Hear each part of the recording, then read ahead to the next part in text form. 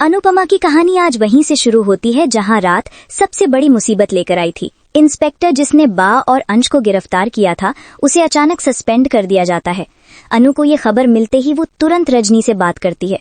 रजनी बताती है कि सस्पेंशन इसलिए हुआ क्योंकि उस इंस्पेक्टर ने बिना सबूत के एक्शन लिया था और पैसे भी खाए थे। अनु के मन में एक ही नाम घूमने लगता है, गौतम। वो समझ जाती है कि ये सब एक सोची समझी साजिश थी। रजनी को बार बार धन्यवाद देते हुए अनुपमा कहती हैं कि वो उसकी इस मदद को कभी नहीं भूलेगी और कोई भी काम हो बस बोल देना। रजनी मुस्कुराकर उसका प्रस्ताव स्वीकार कर लेती है। रात के संधेरे में अकेले खड़ी अनुपमा अपने डर, अपने गुस्से और अपनी जिम्मेदारियों के बीच बस एक ही सहारा ढूंढती हैं, कान्हा जी। वो प्रार्थना करती हैं कि अगली सुबह थोड़ी आसान हो, थोड़ी उजली हो। इसी बीच कृष्णा कुंज में हलचल मचती है। दरवाजा खुलता है और प्रेम और राही बा और अंश को लेकर घर में दाखिल होते हैं।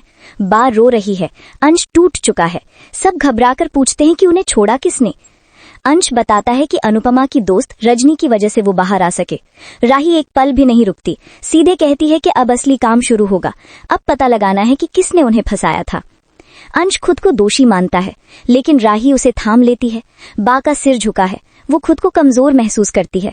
राही उसके पास आकर कहती है, बा सिर उठाना ही पड़ेगा, लोग सवाल पूछेंगे पर आप बेगुनाह हैं।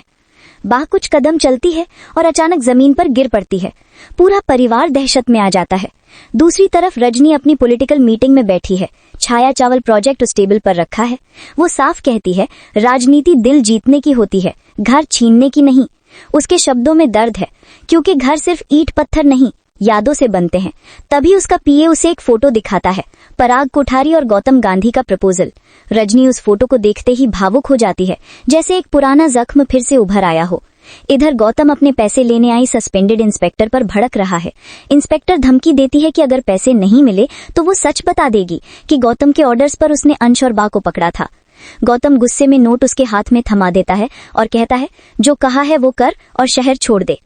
इंस्पेक्टर चली जाती है और पीछे कमरे की खामोशी में गौतम की आवाज गूंजती है, मेरी योजना गड़बड़ नहीं होनी चाहिए, किसी भी हालत में नहीं। ऐसे ही वीडियो के लिए हमारे चैनल को सब्सक्राइब करें।